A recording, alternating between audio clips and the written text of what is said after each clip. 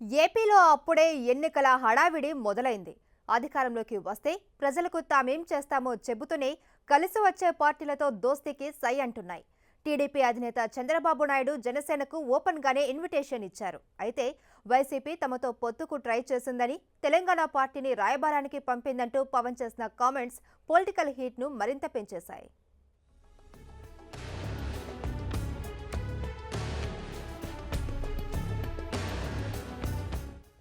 ఎన్నికలకు పార్టీ శ్రేణులను సమాయత్తం చేసేందుకు అన్ని జిల్లాల నాయకులతో ప్రత్యేకంగా సమావేశమయ్యారు జనసేన అధినేత పవన్ కళ్యాణ్.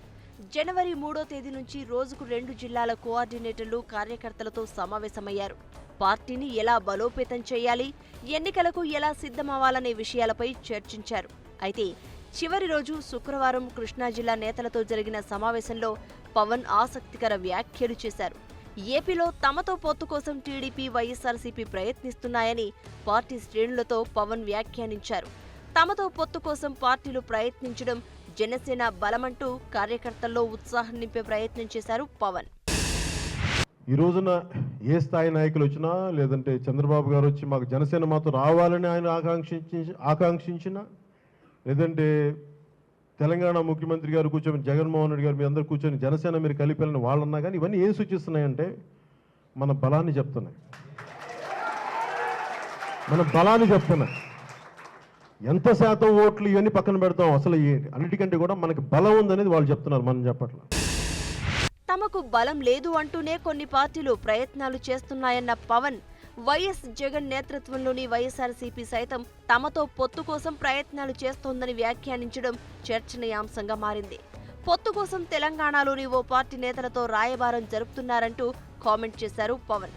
తమకు బలం లేకుంటే ఈ రకమైన ప్రతిపాదనలు, ప్రయత్నాలు ఎందుకు చేస్తారంటూ పవన్ కళ్యాణ్ కార్యకర్తలతో ప్రస్తావించారు.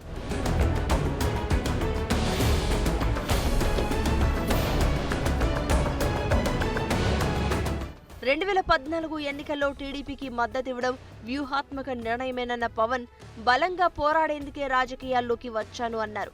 చంద్రబాబు మళ్లీ సీఎం కావాలని, జగన్ 30 ఏళ్లు సీఎంగా ఉండాలని కలలు కంటున్నారే తప్ప ప్రజల కష్టాలను పట్టించుకోవడం లేదన్నారు. నిన్న జగన్మోహన్ రెడ్డి గారు మాట్లాడుతూ నన్ను 30 సంవత్సరాలు నన్ను ముఖ్యమంత్రిగా చూడాలని నేను చేయాలనుకుంటున్నానంటే ఆయన అనుకుంటున్నాను, అది కరెక్టే, సంతోషం. అంటే అలాగా దీన్ని ఎనలైటికల్గా చూద్దాం.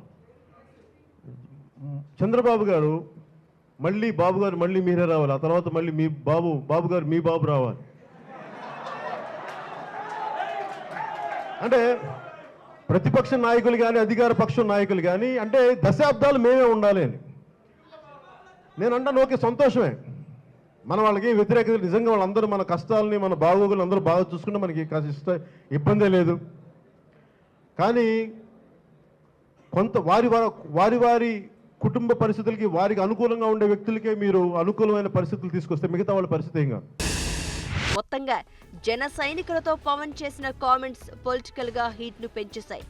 పొత్తు కోసం రాయబారం నెరుపుతున్న ఆ నేతలు ఎవరు, పొత్తు కోసం ప్రయత్నిస్తున్న నేతలు ఎవరు అనే పేర్లు పవన్ చెప్పకున్నా ఎవరా నేతలు అనే చర్చ పొలిటికల్ సర్కిల్లో సాగుతోంది.